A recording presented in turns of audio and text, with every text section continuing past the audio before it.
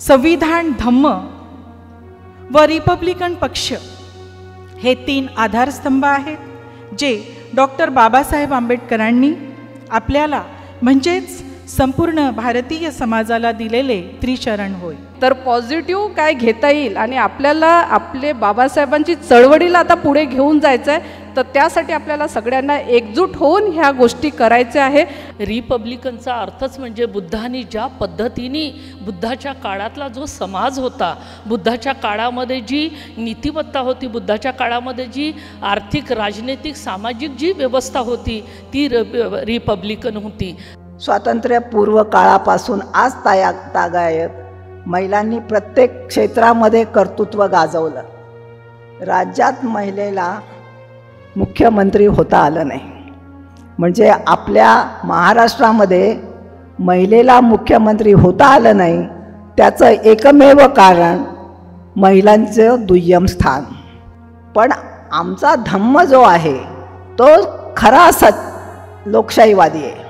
मला असं वाटतं की स्त्रीची अस्मिता जागृत करणं आणि स्त्रीला माणूस म्हणून पुढे येण्यासाठी जे काही वातावरण देणं आवश्यक आहे, जी मूल्य प्रदान करणे गरजेची आहेत, ती सर्वप्रथम तथागत भगवान बुद्धांनी दिलेली आहे. ज्या मनुस्मृतीला बाबासाहेबांनी 1927 जाळलं, जो आमचा स्त्रीमुक्तीचा दिवस आहे, ते सगळं विसरून परत हे ब्राह्मणवादी जी विचारधारा आहे ती मनुस्मृती आमच्यावर परत थोपवण्याचा प्रयत्न करतो आहे. आधुनिक काळातले जर सगळ्यात मोठे स्त्रीवादी कोण जर असतील ते डॉक्टर बाबासाहेब आंबेडकर. 75 वर्ष होऊन आणि संविधानाने दिलेले सगळे अधिकार असतानाही आजही आमच्या महिला आणि मुली या सुरक्षित नाहीत.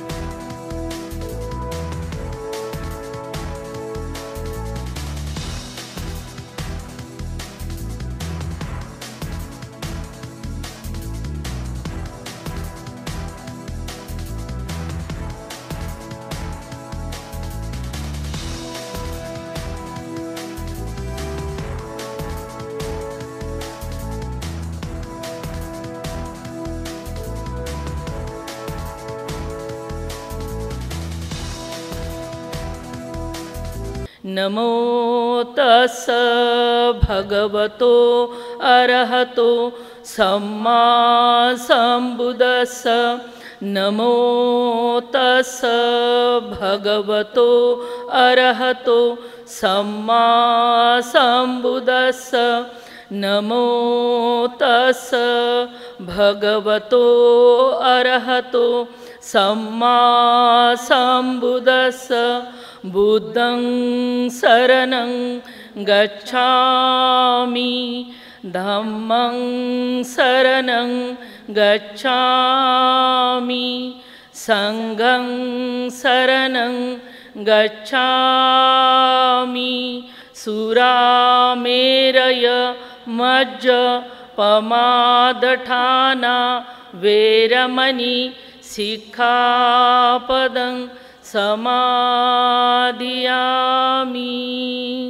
सब्बपापस्सकरणं कुशलस्य उपसम्पदा सचित्तपरियोदपनं एतं बुद्धानुशासनं. साधु साधु साधु. आणि उद्देशिका वाचन संविधान प्रास्ताविका यासाठी सन्माननीय सुनंदा कोचे यांना मी या ठिकाणी आमंत्रित करते. संविधान प्रास्ताविकेचं वाचन आहे आणि म्हणून कृपया आपण सर्वांनी उभं राहून ही प्रतिज्ञा घ्यावी. आम्ही भारताचे लोक, भारताचे एक सार्वभौम, समाजवादी, धर्मनिरपेक्ष, लोकशाही गणराज्य घडविण्याचा व त्याच्या सर्व नागरिकांस सामाजिक, आर्थिक, राजनैतिक, न्याय, विचार, अभिव्यक्ती, विश्वास, श्रद्धा व उपासना याचे स्वातंत्र्य, दर्जाची व संधीची समानता निश्चितपणे प्राप्त करून देण्याचा आणि त्या सर्वांमध्ये व्यक्तीची प्रतिष्ठा व राष्ट्राची एकता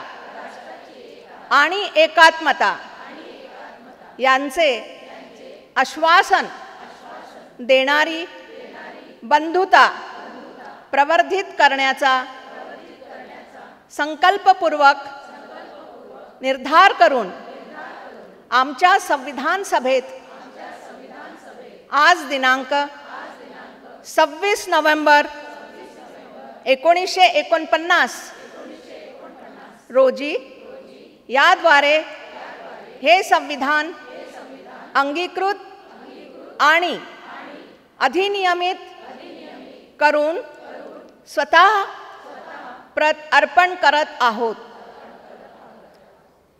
जय भीम. ओम नमोस्तथागता नमोस्तु गौतमा. ओम नमोस्तथागता नमोस्तु गौतमा.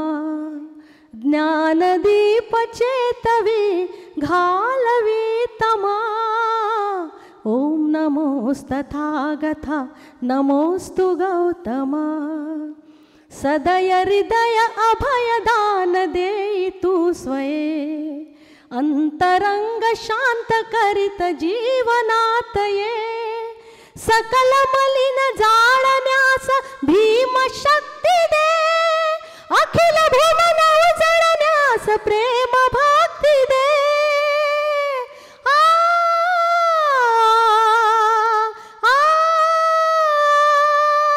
भीम रूप धरून तूच शिकविले आम्हा. ओम नमोस्तथागता नमोस्तु गौतमा. ओम नमोस्तथागता नमोस्तु गौतमा. ज्ञानदीप चेतवी घालवी तमा. ओम नमोस्तथागता नमोस्तु गौतमा. नमोस्तु गौतमा. नमोस्तु गौतमा. बॅरिस्टर राजाभाऊ खोब्रागडे जन्मशताब्दी महोत्सव समितीचे सन्माननीय अध्यक्ष आदरणीय प्राध्यापक डॉक्टर अशोक गोडघाटे सर या ठिकाणी उपस्थित झालेले आहेत. त्यांचं देखील खूप खूप स्वागत वंदन. या संपूर्ण महिला परिषदेला आपण यांचं स्वागत जोरदार टाळ्यांनी करावं.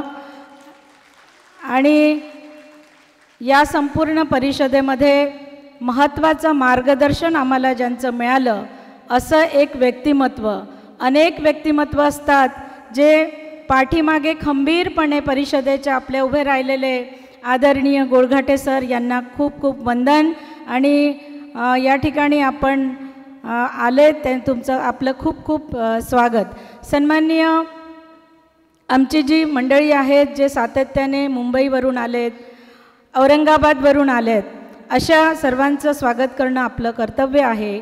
आणि म्हणून या रिपब्लिकन महिला परिषदेच्या सन्माननीय अध्यक्षा माननीय प्राध्यापक डॉक्टर विमलताई थोरात यांचं स्वागत मोमेंटो आणि पुष्पगुच्छ देऊन सन्माननीय डॉक्टर अर्चना सुखदेवे या करतील अशी मी त्यांना विनंती करते.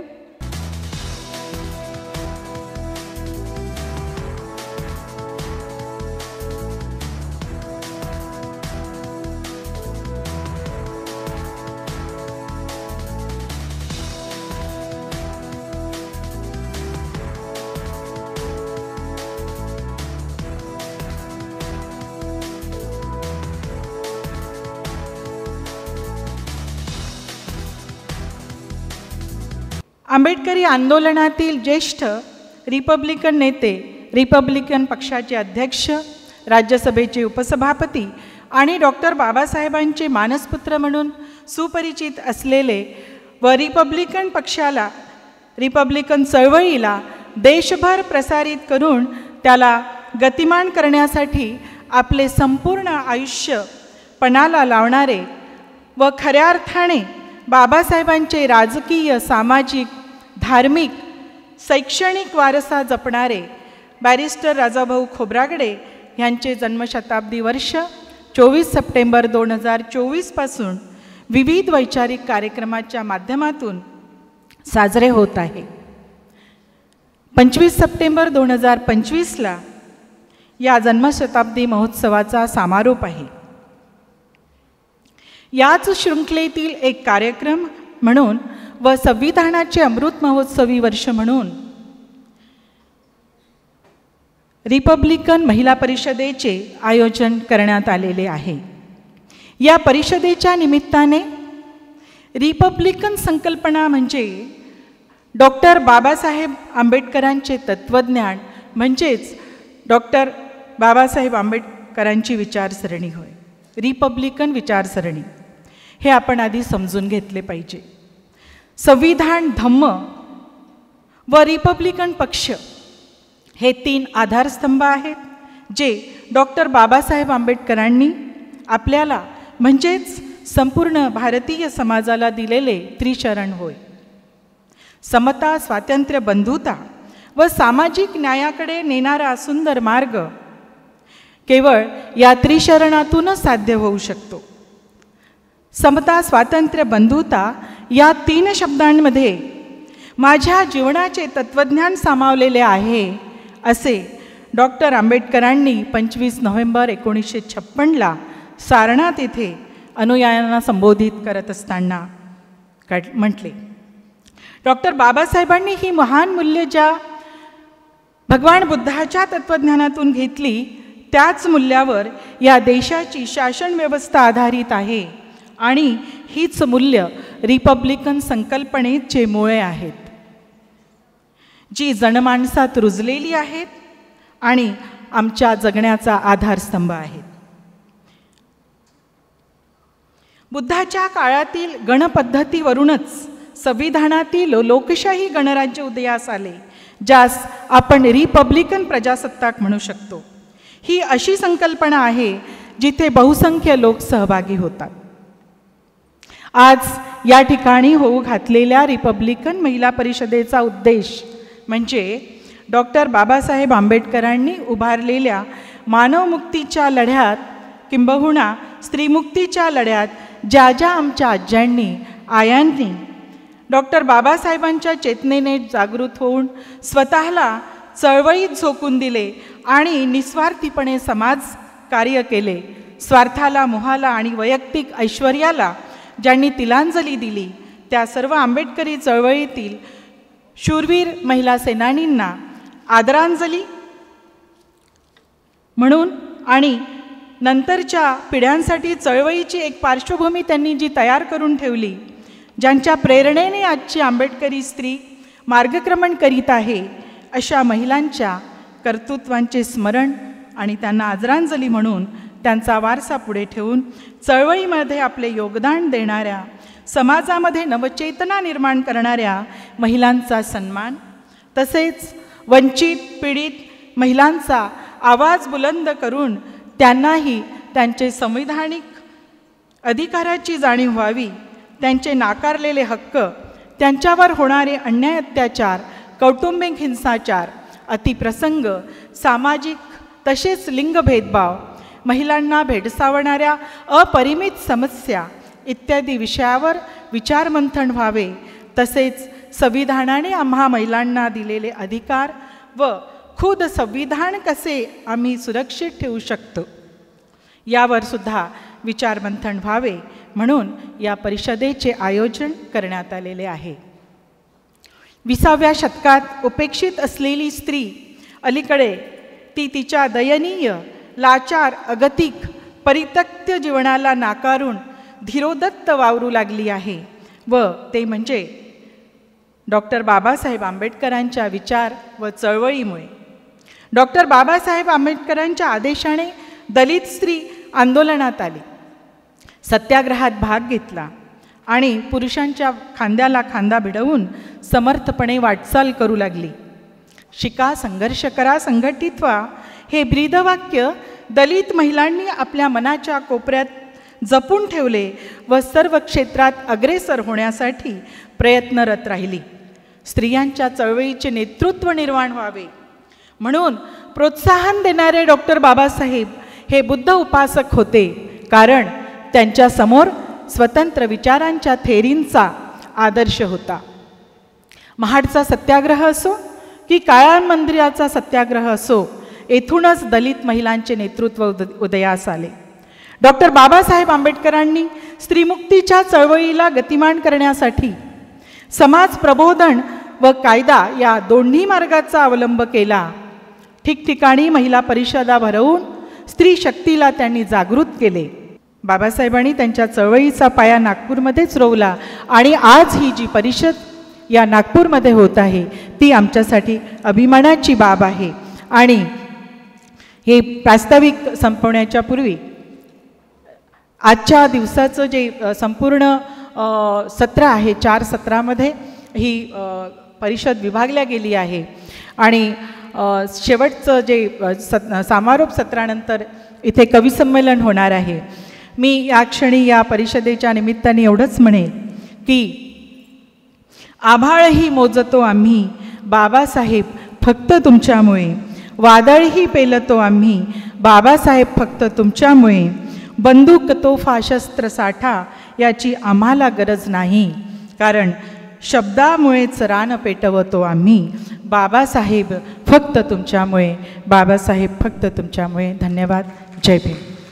आजचे हे जे कार्यक्रम आहे मी ऐकत आहे तक्षशिला वागधरे मॅडमची जी म्हणजे त्यांचं जे सूत्रसंचालन, त्याचप्रकारे ज्यांनी बुद्धगीत गायलेत त्या मॅडम आणि ज्यांनी आता प्रस्ताविका दिली तशा त्या कल्पना मेश्राम मॅडम, हे सर्व ऐकून म्हणजे असं वाटतं आपल्याला की आपल्याला पूर्ण इतिहास कळलेला आहे आणि या इतिहासाला वारंवार आपल्याला सगळ्यांकडून ऐकायचं आहे. आजचे जे कार्यक्रमाचे आज बॅरिस्टर राजाभाऊ खोब्रागडे जन्मशताब्दी महोत्सव आणि भारतीय संविधान अमृत महोत्सव वर्षानिमित्त या सगळं झुंजार महिलांनी घडवून आणलेली जागतिक रिपब्लिकन महिला परिषद अशा या सर्व स्त्रियांना माझे जय भीम, नमो बुद्धाय. आणि आपण सर्वांना आजचा हा कार्यक्रम पूर्ण 4 भागात त्यांनी विभाजित केलेला आहे. आपण सगळ्यांनी त्याचा लक्ष देऊन आस्वाद घ्यावा अशी माझी ऑन द डायस विनंती आहे. आपण उपस्थित असलेले सर्व ऑन द डायस जितकेही माननीय लोक आहेत, मला वाटतं हॉलमधले असलेले सगळेच माननीय आहेत. त्यात आमचे डॉक्टर अशोक गोडघाटे सर, आपल्याला जय भीम आणि सर्वांनाच जय भीम. मी बाय प्रोफेशन डॉक्टर आहे आणि डॉक्टरमध्येही मी गायनेकोलॉजिस्ट आहे. मला असं वाटतं की बुद्धिझम आणि आंबेडकराईट या विषयावर बोलणारे सगळे माननीय इथे उपस्थित आहेत आणि सर्व माननीय समोर आपण त्यांचा इतका अभ्यास आहे, खोलातला अभ्यास आहे या विषयांवरती. या विषयाला सोडून जर मी थोडक्यात जर काही डॉक्टर म्हणून काही तुम्हाला सांगत असेल तर माझी एक विनंती आहे, इथे उपस्थित असलेले म्हणजे आजच्या कार्यक्रमाला ज्याचा पाठिंबा आहेत असे आमच्या क्षेत्रातले आमचे नितीन भाऊ जे आमदार आहेत त्यांना व सर्व आयोजकांना माझी विनंती आहे आणि जितकेही महिला परिषद घेण्यामध्ये जितकेही महिला समिती किंवा बाकीच्या समितीसुद्धा जुडलेल्या आहेत त्यांना माझी एक विनंती आहे की आपण महिलांकरिता जर काही करायचं असेल, बाबासाहेबांनी म्हटलं होतं जर महिला सुशिक्षित असेल तर तिचं घर सुशिक्षित राहणार, समाज आणि हे जे नेशन आहे ते पूर्ण म्हणजे सुशिक्षित होणार. पण त्याचप्रकारे मी म्हणते जर महिलांचे आरोग्य जर ते महिला त्यांचे म्हणजे आरोग्यापासून जर त्यांचा पूर्णपणे आपण काळजी घेतली घरच्या लोकांनी, समाजाने, नेशननी, तर ती महिला या नेशनला पुढे घेऊन जाण्यात कुठेच मागे राहणार नाही. माझा तुम्हाला मी हा विश्वास देते तुम्हाला की तुम्ही सर्व महिला ज्या आयोजक आहेत किंवा बाकीच्या संस्थासुद्धा आयोजक ह्याच्यामध्ये आज सगळ्यांचा मोलाचा वाटा आहे. त्यांनी सगळ्यांनी ध्यान करता एक रेग्युलर हेल्थ चेकअप कॅम्प सुरू करायला पाहिजे. आणि त्या हेल्थ चेकअप कॅम्पमध्ये फक्त सांधेदुखी किंवा कमजोरी हा विषय नको असायला पाहिजे. सर्वात प्रामुख्याने आज जगामध्ये जर सर्वात अधिक महिलांचा मृत्यू होत असेल तर ते आहे ब्रेस्ट कॅन्सर, सर्वायकल कॅन्सर, जे म्हणजे आपण महिलांचे आरोग्याकडे दुर्लक्ष होत आहेत. ते स्वतः दुर्लक्ष करतात म्हणून घरातले लोक पूर्ण लक्ष देत नाही. जर त्यांनी आपल्या आरोग्याकडे पूर्ण लक्ष दिलं तर घरातले लोकसुद्धा तितकं लक्ष देतील. कारण आजकालच्या महिला ज्या आहेत त्या पण झुंजत आहेत. सकाळी उठणे, डबा तयार करणे, मुलांना शाळेत पाठवणे, नवऱ्याला पाठवणे आणि मग तिने पण कामाला जाणे. कामाला गेल्यावर ती इतकी टेन्शनमध्ये असते की परत घरी यायची तेवढीच तिची म्हणजे काळजी असते. घरी गेल्यावर स्वयंपाक करणे, मुलांना खिलवणे, सगळ्यांना बघणे आणि मग ती सकाळी लवकर उठते आणि रात्री सर्वात शेवटी झोपते. तिचं आरोग्य नक्कीच खराब होणार आहे. माझा तुम्हाला मी इथून जास्त वेळ घेणार नाही. बिंग अ डॉक्टर मला बाकीच्या लोकांनासुद्धा ऐकायचं आहे. पण ज्यांना ब्रेस्ट कॅन्सर आणि सर्वायकल कॅन्सरबद्दल किंवा द विमेन न्यूट्रिशन, महिलांचे न्यूट्रिशन कसे असावे, तिने काय खायला पाहिजे, तिने सगळ्यांना वाढून देते आणि स्वतः करता काही नसलं तरी चालते. कारण ती लोणच्यासोबतही खाऊ शकते आणि तिखट मिठासोबतही. पण women nutrition plus breast cancer awareness and cervical cancer awareness, because I am the person who spreads awareness everywhere. If I take this responsibility of spreading awareness in the society, outside the society of Ambedkarite, not only to the Ambedkarite, any kind of महिला, ती माझी मैत्रीणच असणार, ती माझी सगळी संबंधी असणार. महिला म्हणजे मी महिला आहे, मला त्यांच्या आरोग्याची काळजी आहे. सगळ्यांनी आपापल्या नियोजन करून त्यांनी आपल्या संस्थेमध्ये किंवा सगळ्या संस्थेला एकत्रित आणून त्यांनी रेग्युलरली पिरियॉडिकली हा उपक्रम राबवायलाच पाहिजे. तरच आमच्यासारख्या सुशिक्षित लोकांचा, ज्यांनी म्हणजे बाय प्रोफेशन हा डॉक्टर जे प्रोफेशन आहे ते निवड केलेली आहे, तर ह्या आमच्या घेतलेल्या डॉक्टर प्रोफेशनचा काहीतरी मोलाचा वाटा तुम्हाला पोहोचला पाहिजे. एवढं सांगून मी आपले 2 शब्द संपवते आणि आपण सगळ्यांनी मला ऐकून घेतलं त्याबद्दल अनेक धन्यवाद. जय भीम.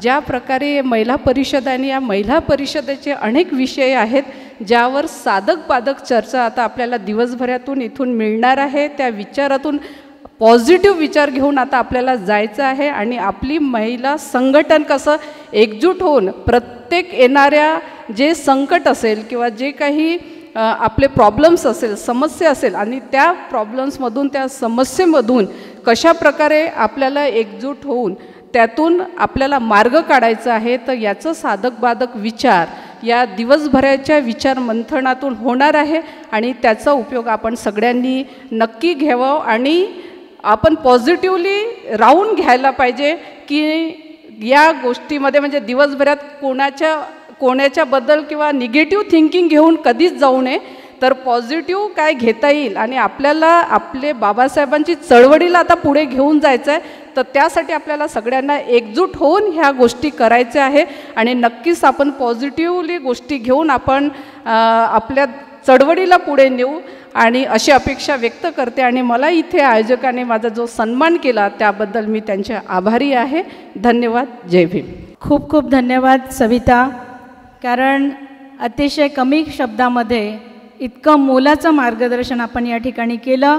यानंतर आमच्या माननीय पुष्पाताई बौद्ध, ज्या बौद्ध महिला मैत्री संघाच्या सन्माननीय अध्यक्ष आहेत आणि एक संपूर्ण बौद्ध आचरण कशाप्रमाणे असावं आणि एक मोठं त्यांचं संघटन त्यांनी संपूर्ण भारतामध्ये तयार केलेल्या पुष्पाताई बौद्ध या जरी गावातल्या असल्या मैत्रिणींनो, तरी ऑस्ट्रेलियामध्ये जाऊन बुद्धगया मुक्ती आंदोलनाच्या संदर्भामध्ये त्या ठिकाणी या आंदोलनाचं त्यांनी नेतृत्व केलं, धरणे या आंदोलनाचं त्यांनी नेतृत्व केलं, अशा पुष्पाताई बौद्ध यांना मी आंतरराष्ट्रीय ख्यातीचाच समजते आणि म्हणून पुष्पाताई बौद्ध यांनासुद्धा या ठिकाणी शुभेच्छा देण्यासाठी, मंगलमैत्री देण्यासाठी आमंत्रित करते.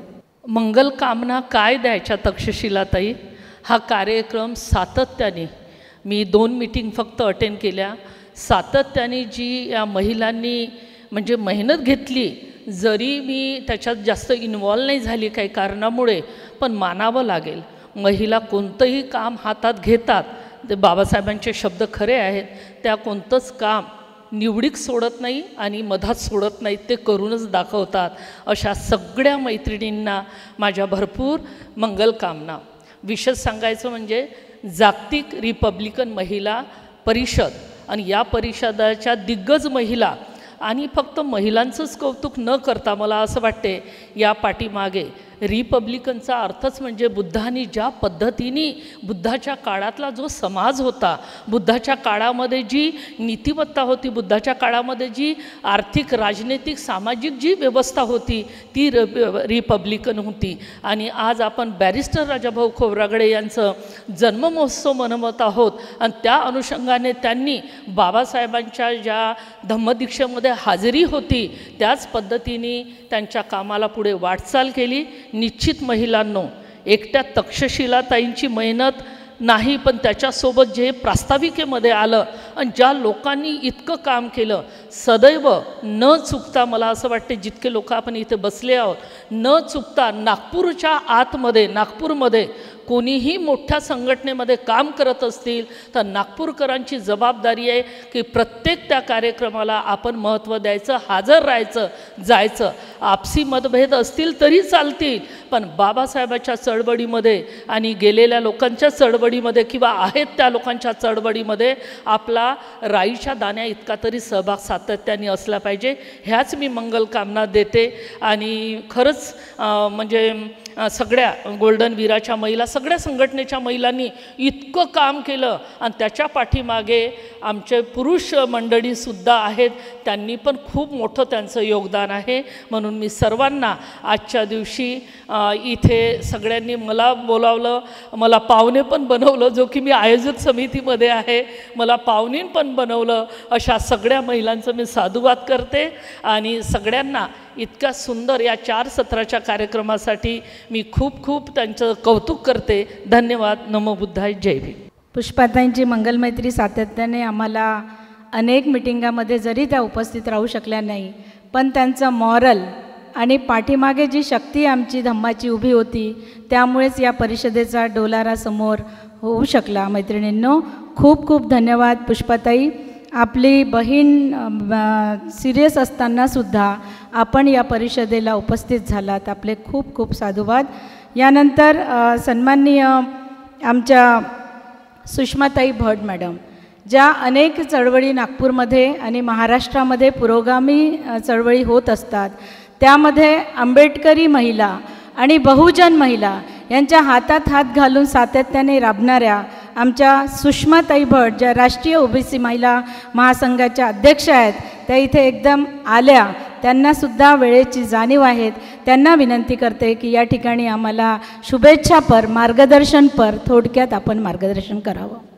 आजचा जी ही रिपब्लिकन महिला परिषद जी आहे, या परिषदेच्या माध्यमातून आपल्याला फक्त इथून एकच आपल्या मनामध्ये खूनगाठ बांधून जायचं आहे. जी बाबासाहेबांनी 1942मध्ये जी प्रांतीय परिषद घेतली होती, त्यांना माहिती होतं की या देशामध्ये जेव्हा मातृसत्ताक पद्धती होती तेव्हा इथून या देशातून सोन्याचा धूर निघत होता.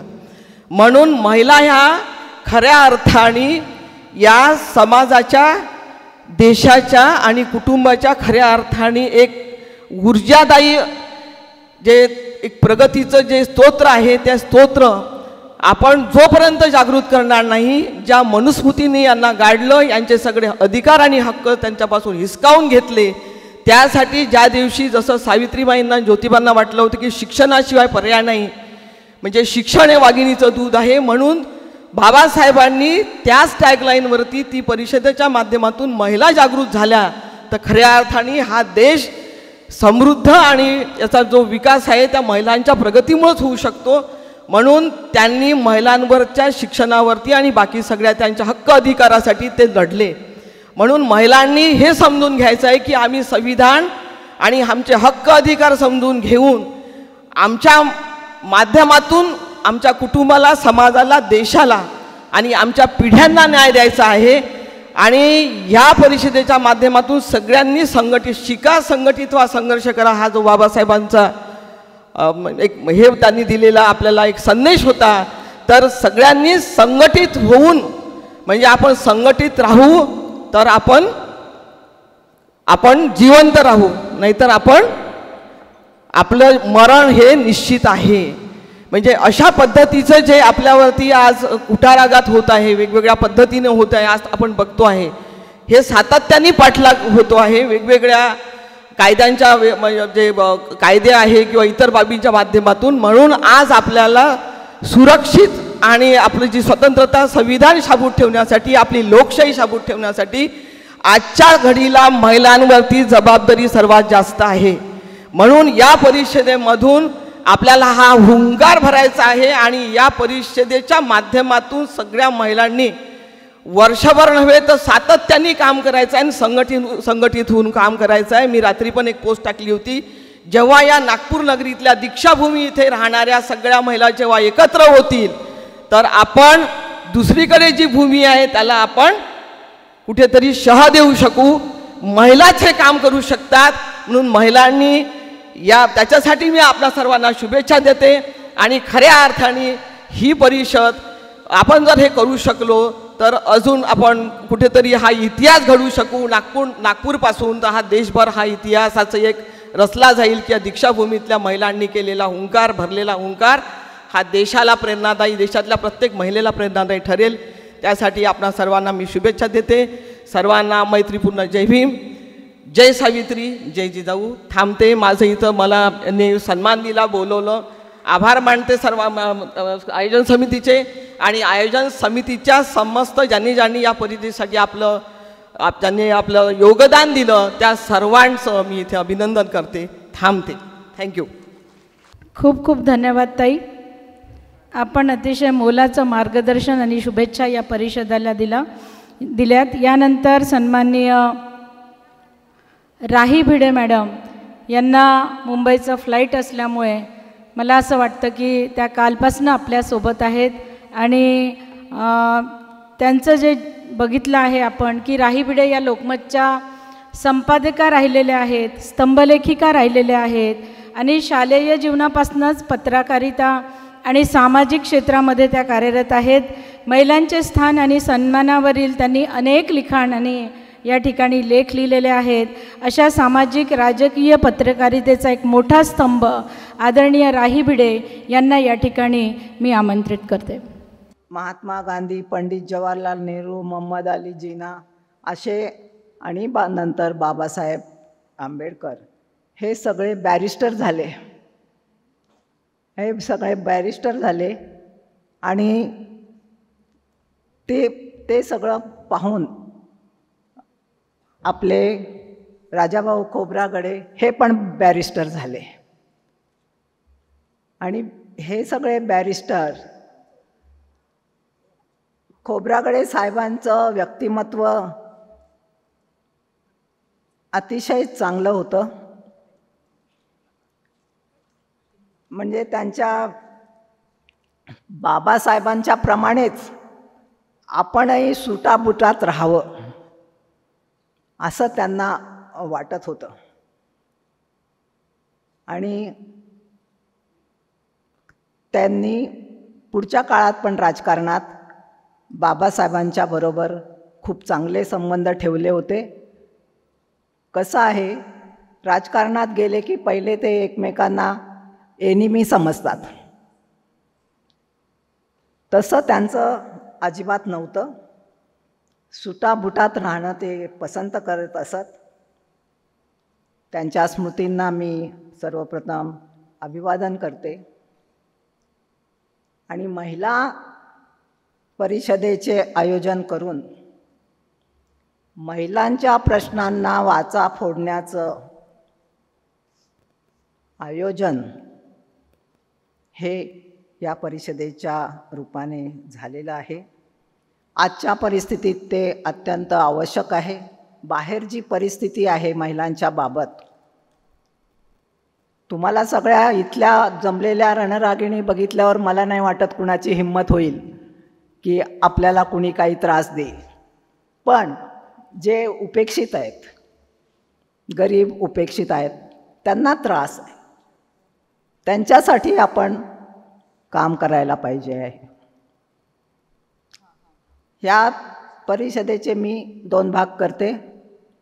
एका भागामध्ये आपल्या देशामध्ये स्त्रियांना जी वागणूक दिली जाते ती, आणि दुसरा भाग असा आहे की परदेशामध्ये महिलांना, बाबासाहेबांचं महिलांबद्दलचं जे काम आहे त्याची सुतराम कल्पना नाही, असा सुद्धा सेगमेंट परदेशात आहे.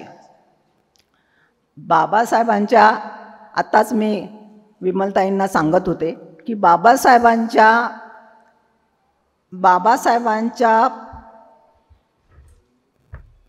या मनुस्मृतीने सगळं, बाबासाहेबांनी जी मनुस्मृती जाळली ते सगळीकडे सगळ्यांना माहीत आहे. पण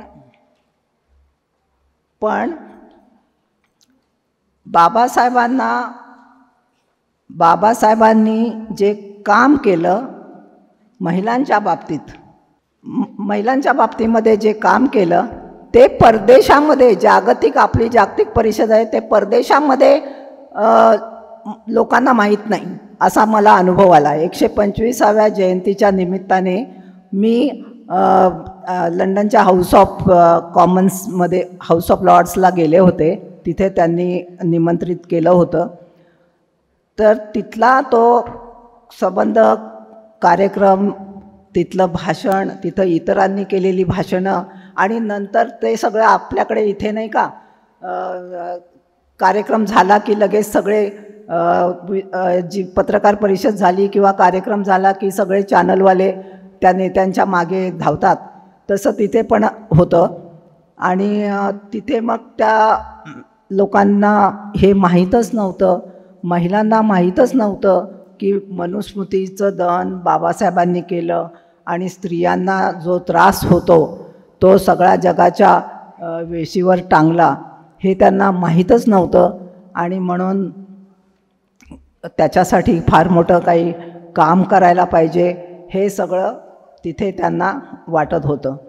तर माझं म्हणणं असं आहे की मी जी सुरुवातीला म्हटलं की माझं म्हणणं असं आहे की जिथे जिथे महिलांवर अत्याचार होतील, जिथे जिथे महिलांना त्रास होईल, जगणं कठीण होईल, त्या सगळ्यांचे प्रश्न आपण चव्हाट्यावर आणण्याचं काम हे केलं पाहिजे.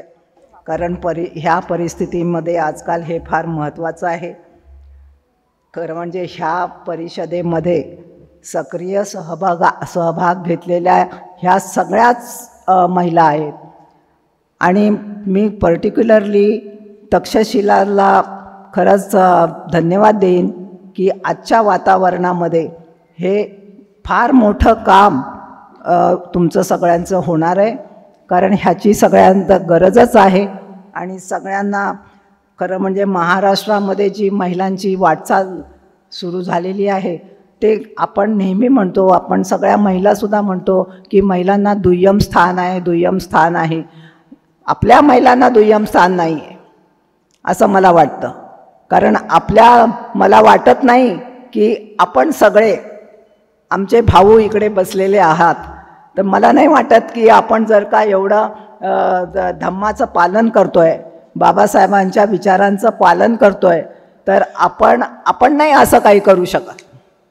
म्हणजे तुम्हाला सगळ्यांना अभिमानाने सांगता आलं पाहिजे की आम्ही असं काही करत नाही, आम्ही वेगळे आहोत. आणि जे कोणी महिलांना दुय्यम वागणूक देतात तर त्यांना त्याची जाणीव करून दिली पाहिजे असं मला वाटतं. मला ह्या राजकीय पत्रकारितेच्यामुळे राजकारण बोलल्याशिवाय राहत नाही, पण मी सर सॉरी, कारण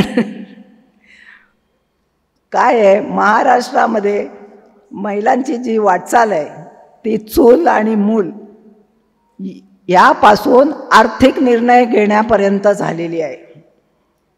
राज्याच्या मुख्य सचिवांपासून राष्ट्रपती पद भूषवण्यापर्यंत महिलांनी प्रगती केली. स्वातंत्र्यपूर्व काळापासून आज तागायत महिलांनी प्रत्येक क्षेत्रामध्ये कर्तृत्व गाजवलं. पण राज्यात महिलेला मुख्यमंत्री होता आलं नाही. म्हणजे आपल्या महाराष्ट्रामध्ये महिलेला मुख्यमंत्री होता आलं नाही, त्याचं एकमेव कारण महिलांचं दुय्यम स्थान, दुसरं काही असू शकत नाही. आता तुम्हाला एक गंमत सांगते. 1 मेच्या दिवशी मी आता तुम्हाला जे सांगणार आहे ते तुम्ही कुणालाच सांगायचं नाही. 1 मेच्या दिवशी या आपल्या शासनातले उपमुख्यमंत्री, आता 2 आहेत पण त्यापैकी एक,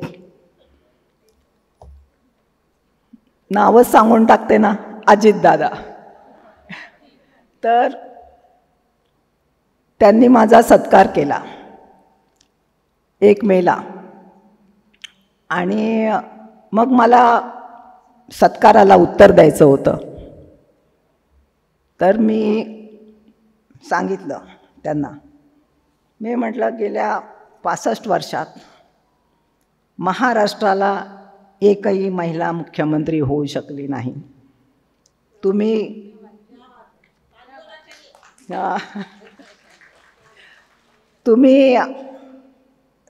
नेहमी शाहू फुले आंबेडकरांचं नाव घेता, छत्रपती शिवाजी महाराजांचं नाव घेता, पण सॉरी टू से की त्याप्रमाणे वागणूक म्हटलं दादा तुमच्या राजकारणामध्ये नाही होत. आणि मग मी त्यांना सांगितलं की काय करता येईल, एकतर तुम्ही महिलेला मुख्यमंत्री करा, नाहीतर तुम्ही ह्या दिग्गज नेत्यांचं, आपल्या सगळे मार्गदर्शकांचं नाव घेऊ नका, तुम्हाला नैतिक अधिकार नाही. ते एक मी सांगितलं. त्याच्यावरती दादांनी उत्तर दिलं. ते म्हणले इथे आम्हालाच मिळत नाही.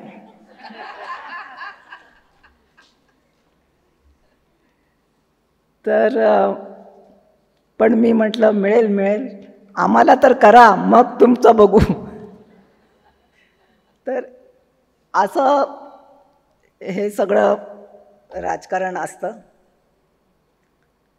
आत्तापर्यंत सिरियस भाग असा आहे की आत्तापर्यंत 65 वर्षामध्ये इतर राज्यांमध्ये, म्हणजे जी आपण स्वतःला फार सुसंस्कृत समजतो, पण तुम्ही त्याप्रमाणे वागत नाही. इतर लोक ज्यांना कुणाला, काही महिलांना फारसं एज्युकेशन पण नाही, त्यांना सुद्धा मुख्यमंत्री होण्याची संधी तिथे मिळालेली आहे. 18 महिलांनी मुख्यमंत्री पद भूषवलेलं आहे. नावच सांगते.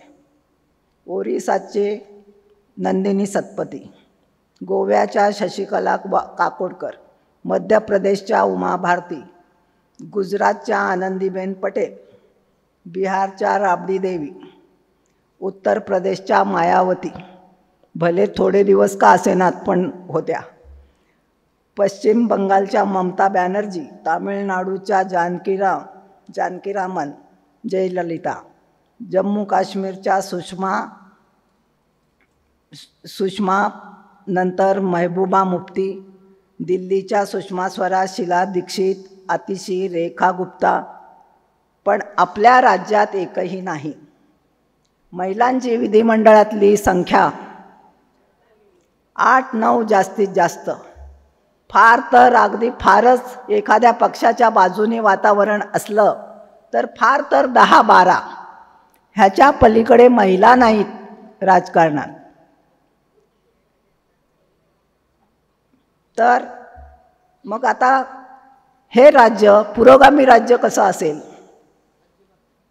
पण आमचा धम्म जो आहे तो खरा लोकशाहीवादी आहे. इथे आपले कर्तव्य पालन करून जरी सगळ्या महिला, मला तर वाटतं एखादी जागतिक परिषद असती तर मी म्हटलं असतं जाऊ देत तिकडेच जेवूया, पण तुम्ही तसं नाही करत. तुम्ही आपल्या घरच्या जबाबदाऱ्या करून मग तुम्ही ही सगळी कामं करता, समाजकारणामध्ये भाग घेता. ही अतिशय चांगली बाब आहे. आणि आज ज्या पद्धतीनं महिला सगळं इथं करत आहेत, म्हणजे तक्षशिला वागधरे ताईंचं नाव वारंवार घेतलं जात आहे, त्यांच्या पूर्ण टीमने या पद्धतीचं जसं नियोजन केलेलं आहे तसाच त्याच पद्धतीचा एक अनुभव डॉक्टर बाबासाहेब आंबेडकरांना all India depress classes women's federation याच्या अधिवेशनामध्ये मिळालेला आहे. आणि ती म्हणजे की ऐतिहासिक अशी 1942ची परिषद. त्यावेळेला त्या पद्धतीच्या महिलांचा सहभाग बघून बाबासाहेबांनी असं म्हटलेलं होतं की समाजाची प्रगती आपण कशी मोजणार आहोत, तर त्या समाजातल्या स्त्रियांच्यावर. आणि स्त्रियांची प्रगती म्हणजे बाबासाहेबांना काय अपेक्षित होती, तर ज्या समाजामधल्या स्त्रियांचं सामाजिक भान उंचावलेलं आहे तो प्रगत, किंवा ती स्त्री ही सामाजिक भान अस्तित्व असणारी किंवा जागृत असलेली स्त्री, त्या स्त्रियांच्या ती संख्या किती आहे आणि त्यावरून समाजाची प्रगती आपल्याला मोजायची आहे.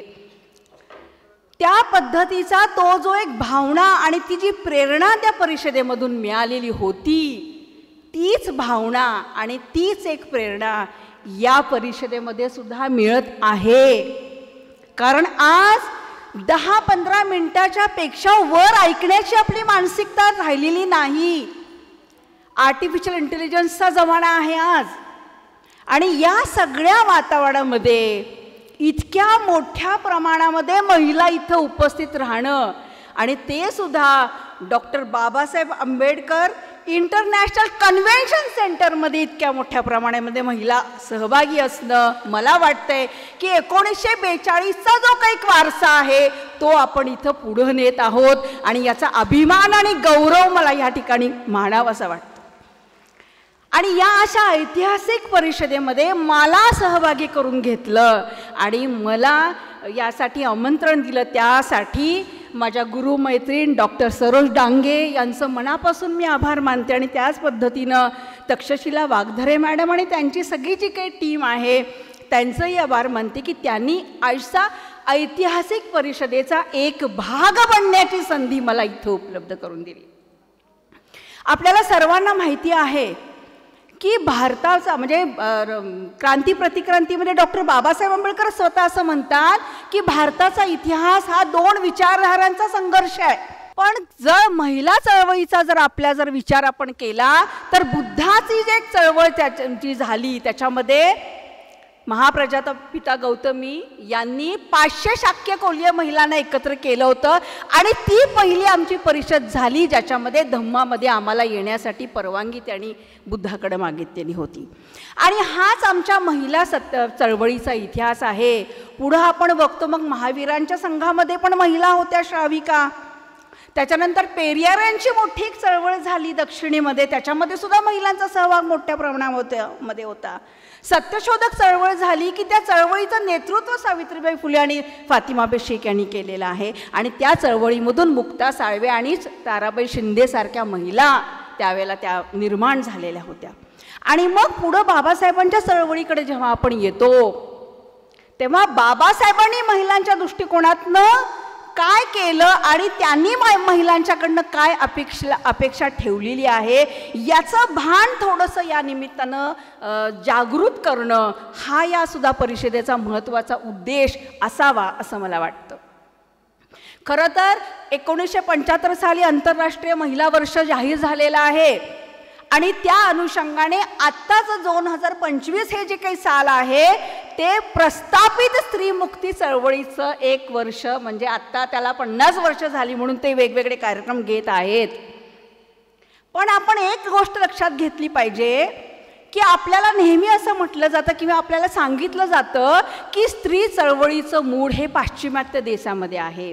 म्हणजे स्त्रीवादाचं जे काही पुरस्करण आहे किंवा स्त्रीवादाची बीज जी आहेत ती पाश्चिमात्य देशामध्ये आहेत. तर ते अत्यंत चुकीचं विधान आहे. खरं तर मला असं वाटतं की स्त्रीची अस्मिता जागृत करणं आणि स्त्रीला माणूस म्हणून पुढे येण्यासाठी जे काही वातावरण देणं आवश्यक आहे, जी मूल्य प्रदान करणे गरजेची आहेत, ती सर्वप्रथम तथागत भगवान बुद्धांनी दिलेली आहेत. मालतीताई वराडे यांचं पूर्ण नाव मालती प्रभाकर वराडे. यांचा जन्म 20 जुलै 1952 रोजी हिंडलगा, जिल्हा बेळगाव, राज्य कर्नाटक इथे झाला. डॉक्टर बाबासाहेब आंबेडकर यांची निष्ठावंत निकटतम सहकारी बळवंतराव वराडे यांचे द्वितीय पुत्र प्रभाकरराव वराडे यांच्याशी 9 मे 1971 साली त्यांचा विवाह झाला. बळवंतराव वराडे त्यावेळी पीपल्स एज्युकेशन सोसायटी मुंबईचे अध्यक्ष होते व त्यांचे संपूर्ण कुटुंबाचे वास्तव्य त्यावेळी औरंगाबाद येथील नागसेनवन परिसराच्या जवळ होते. मालतीताई वराडे या विवाहानंतर औरंगाबादला वास्तव्य होतं, त्यामुळे मिलिंद कॉलेजमध्ये त्यांचं शिक्षण झालं व पदवी उत्तर शिक्षण MA समाजशास्त्र MLib डॉक्टर बाबासाहेब आंबेडकर मराठवाडा विद्यापीठ औरंगाबाद इथे झाला. व्यवसायाने ते निवृत्त आहेत ग्रंथपाल म्हणून आणि PEC शारीरिक महाविद्यालय औरंगाबाद इथून त्या निवृत्त झालेल्या आहेत. त्यांना भरपूर सन्मान मिळालेला आहे. मातृसन्मान पुरस्कार, आदर्श महिला पुरस्कार आणि बऱ्याच कार्यक्रमामध्ये त्या प्रमुख पाहुणे म्हणून आलेल्या आहेत. सामाजिक क्षेत्रात, धार्मिक क्षेत्रात व बाबासाहेबांच्या अभ्यास मंडळ औरंगाबादला त्या समन्वयक म्हणून कार्य सुरू आहे. शेवटी मी मुख्य पाहुण्या मालतीताई यांना यांच्या अनमोल शब्दांनी उपस्थितांना प्रबोधन करण्यास विनंती करते. रमाईची कहाणी मालतीताईच्या जुबाणी. आम्ही चिमणी पाखरं, माता रमाईची लेकरं, बाप आमचा करुणाकार, भीमराव आंबेडकर, भीमराव आंबेडकर. माननीय बॅरिस्टर राजा गहुना मला प्रत्यक्ष पाहण्याचा योग आला नाही, पण त्यांच्या कार्यक्रमाला येता आले याचा मला मनस्वी आनंदी होत आहे. भारतात स्वातंत्र्य मिळण्यापूर्वीचा काळ पाहता महात्मा गांधी यांच्या नेतृत्वात भारताच्या स्वातंत्र्याचा लढा चालू होता. त्यावेळेला डॉक्टर बाबासाहेबांच्या नेतृत्वात मानवमुक्तीसाठी चळवळी चालू होती. दलितांचे कार्य करण्यासाठी अनेक समयसंमेलन होत. सांस्कृतिक कार्यक्रम, लोकगीत, लोकनाट्य, मिरवणुका इत्यादी मार्गाने जोमाने कार्य चालू होते. खरं तर डॉक्टर बाबासाहेबांनी स्वाभिमान शून्य आणि अचेतन समाजाला जागृत करून 7 कोटी दलितांच्या हक्कांचा उद्धारासाठी लढा उभा केला. माणुसकीचे जीवन जगास शिकवले. त्यांच्या नेतृत्वाखाली त्यांच्या अनुयायांनी अस्पृश्य समाजातील गुलामगिरीच्या बेड्या तोडण्यासाठी संघर्ष केला. एका कवीने म्हटलेलं आहे, म्हणजे वामनदादा कर्डकनी, ते इथे मला सांगावं वाटते की ते कविता मला पण खूप आवडते. जकडबंद पायातील साकळ दंड, तटातटा तुटले ते ठोकताच दंड. तू ठोकता झाले गुलाम मोकळे. म्हणजे त्या बेडा आपल्या गुलामीच्या बाबासाहेबामुळं, म्हणजे बाबासाहेबामुळं आपला बेडा सगळा तुटला. हे आपण सांगायची गरज नाही. आता त्या तुटलेल्या आहेत, पण आता पुढं आपल्याला जायचं आहे. त्या आता चंद्रपूर येथील देवाजी बापू खोब्रागडे, कारण इतिहास सांगणं पण गरजेचं आहे.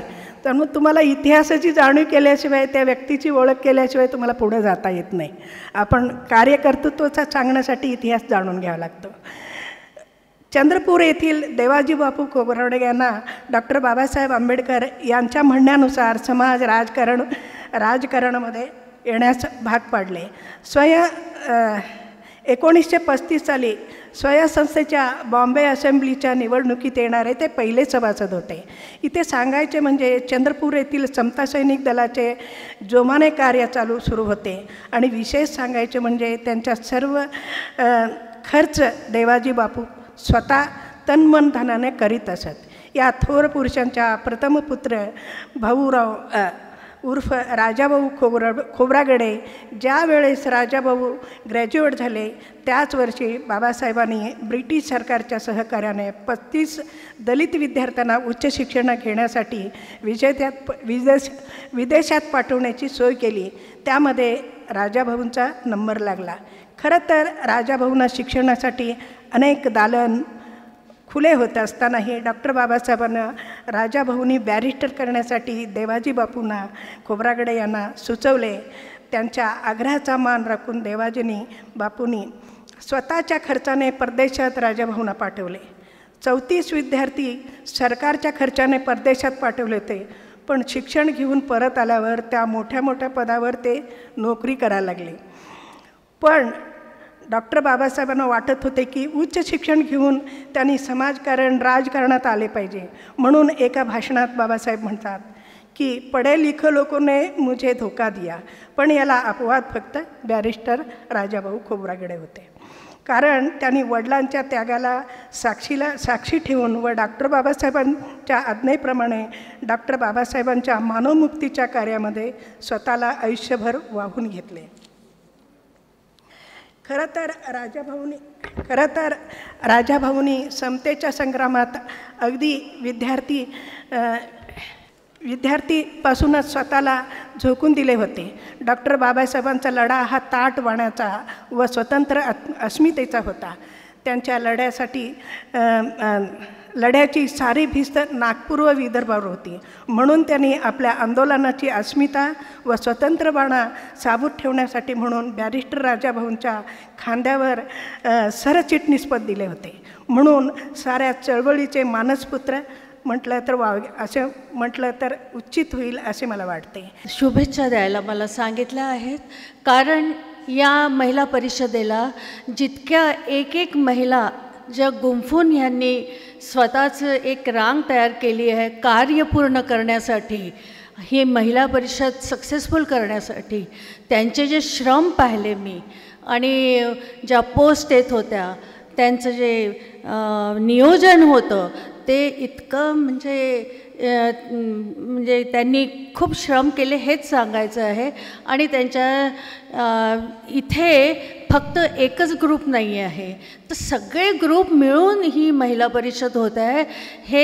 ही खूप मोठी गोष्ट आहे, खूपच मोठी. आणि म्हणून मला हे जितके ग्रुप आले या ठिकाणी, पहिल्याच दिवशी मी जेव्हा गेले या इथल्या मीटिंगला तेव्हा मला इतकं छान वाटलं.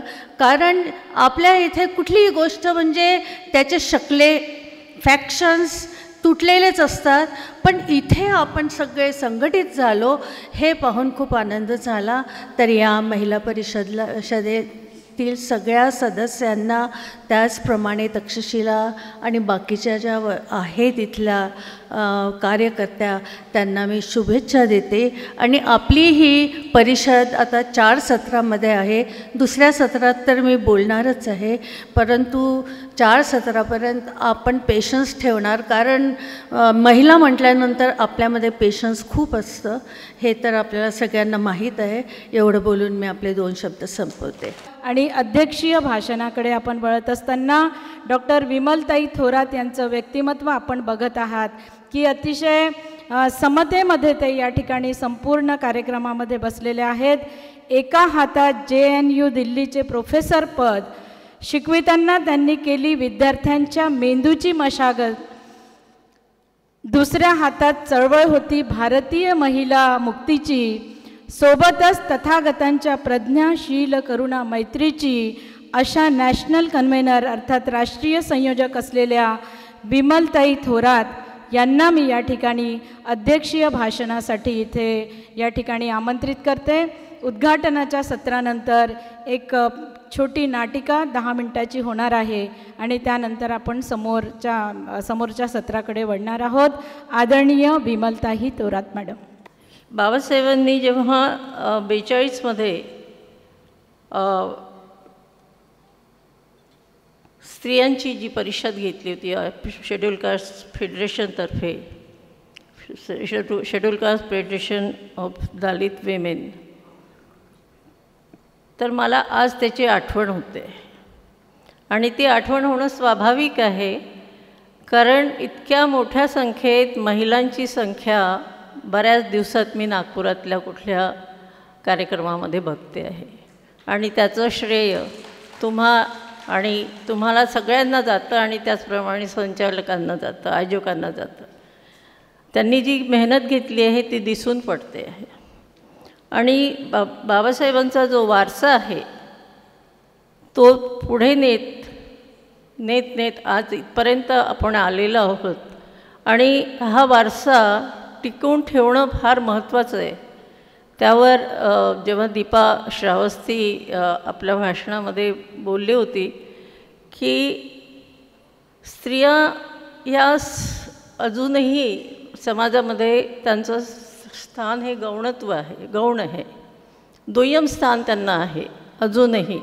जरी आम्ही स्वातंत्र्याची 75 वर्ष पूर्ण केले आहेत आणि संविधान लागू होऊन बाबासाहेबांनी जे संविधान आम्हाला दिलं आहे, ह्या देशाला दिलं आहे आणि जे रिपब्लिकन स्टेट जे आहे त्यामध्ये स्त्रियांची जी स्थिती अजूनही सुधारलेली नाही त्याकडे मी आज सगळ्यांचं लक्ष वेधू इच्छिते. कारण त्याला कारण अशी आहेत की आमचा समाज हा विशेषतः दलित आणि आदिवासी समाज आणि ओबीसी समाज हा अजूनही फार मागे राहिलेला आहे शिक्षणाच्या क्षेत्रात आणि इतरही क्षेत्रामध्ये. आणि दलित स्त्रियांचं शिक्षणाचं प्रमाण हे अतिशय कमी आहे. उच्च शिक्षणाच्या क्षेत्रात तर ते फक्त 8% आहे, 8 ते 10%. जिथे इतर महिलांचं म्हणजे दलितेतर महिलांचं जे प्रमाण आहे ते 16% आहे. तर मग शिक्षणाचा अधिकार आहे. शिक्षणाकरता बऱ्याचशा योजना आहेत सरकारच्या, त्या राबवल्या जातात. किती राबवल्या जातात त्यावरून ते लक्षात येतं. बार्टीकडे असलेलं जे बार्टी आपण म्हणतो समाज कल्याण, महाराष्ट्राच्या समाज कल्याण विभागाचं जे बार्टी विभाग आहे त्याची एक जबाबदारी आहे की स्त्रिया आणि मुलांच्या शिक्षणाकरता त्यांच्याकडे कार्य दिलेलं आहे. माझी थोडी मराठी अडखळते कारण बरेच वर्ष दिल्लीला राहिल्यामुळे मला थोडा सराव कमी आहे मराठीचा, पण मी प्रयत्न करेन. तर शिक्षणाच्या क्षेत्रात जी बार्टीची गोष्ट म्हणत होते, अलीकडेच माहिती कळलं की जो बार्टीकडे किंवा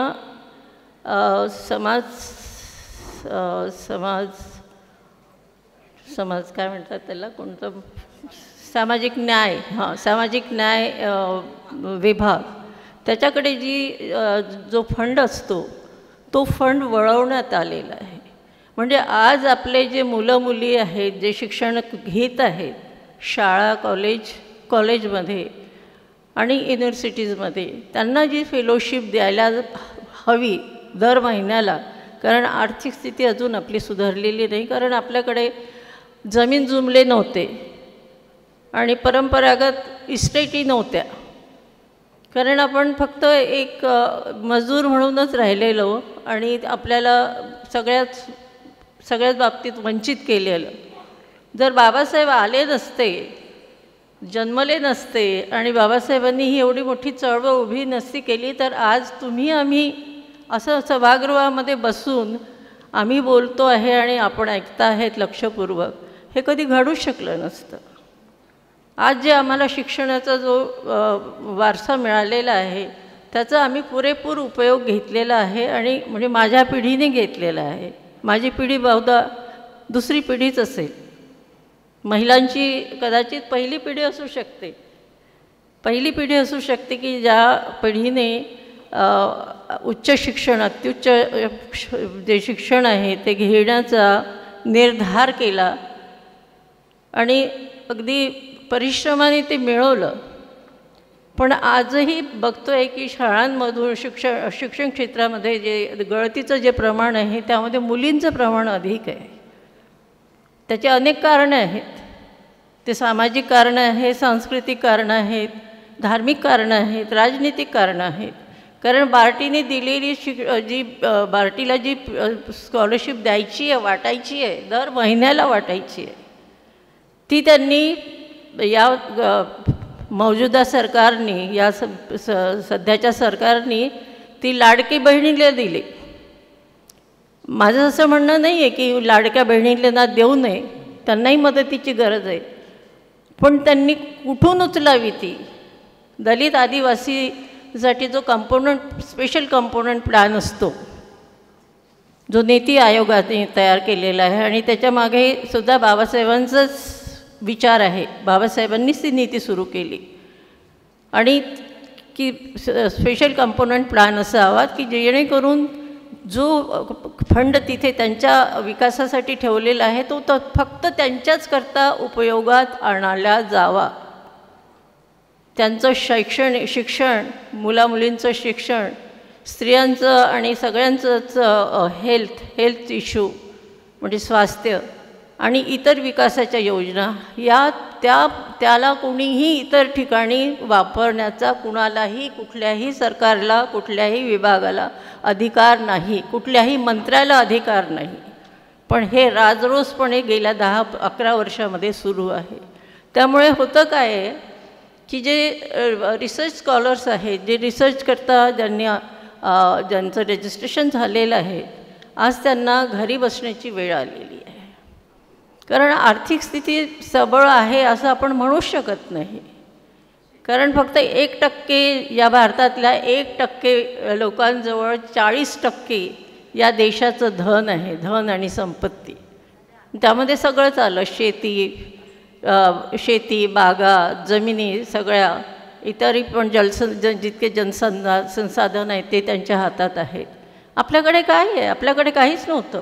शिक्षणाशिवाय दुसरं धन नाही हे बाबासाहेबांनी वारंवार सांगितलं. म्हणून शिक्षित व्हा, संघटित व्हा आणि संघर्ष करा, हे त्यांचं जे ब्रीद वाक्य आहे ते आपण लक्षात ठेवलं पाहिजे. आणि विशेषतः महिलांच्या बाबतीत मी म्हणेल की महिलांचं जे शाळेतून आणि कॉलेजमधून जे गळतीचं प्रमाण आहे ते अतिशय वाढलेलं आहे. हे गेल्या 10 वर्षातले आकडे पाहिले तर अगदी भांबावून काय, अगदी आश्चर्य काय, अगदी धक्का बसतो की जी प्रगती व्हायला पाहिजे होती, जी पुढे जायला पाहिजे होतं ते आता आपण मागे जातो आहे, मागे आपल्याला लोटल्या जात आहे. आणि जेव्हा मनुस्मृतीची गोष्ट केल्या जाते, आताच्या ज्या नवीन एज्युकेशन पॉलिसीमध्ये 50 मनुस्मृतीचे श्लोक टाकल्या गेलेले आहेत. 8वी की 9वी ते मला नक्की माहिती नाही, 9वी ते 10वी 12वी पर्यंतच्या पाठ्यक्रमामध्ये. हे का? आतापर्यंत ज्या मनुस्मृतीला गाडलं, ज्या मनुस्मृतीला बाबासाहेबांनी 1927मध्ये जाळलं, जो आमचा स्त्रीमुक्तीचा दिवस आहे, ते सगळं विसरून परत हे ब्राह्मणवादी जी विचारधारा आहे ती मनुस्मृती आमच्यावर परत थोपवण्याचा प्रयत्न करतो आहे आणि करत आहे म्हणजे अगदी अंमलात आणतो आहे. आज जर 50 श्लोक मनुस्मृतीचे आणलेत पाठ्यक्रमामध्ये, तर तो जो शिक्षित होणारा जो कोवळं जे मन आहे,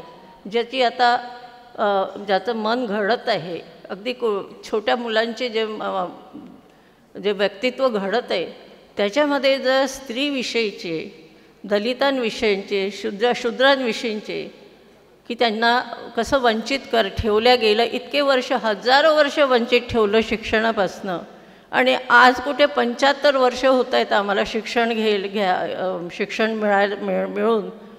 तर ते आज त्यांना जड जात आहे, त्यांना नको वाटतं आहे.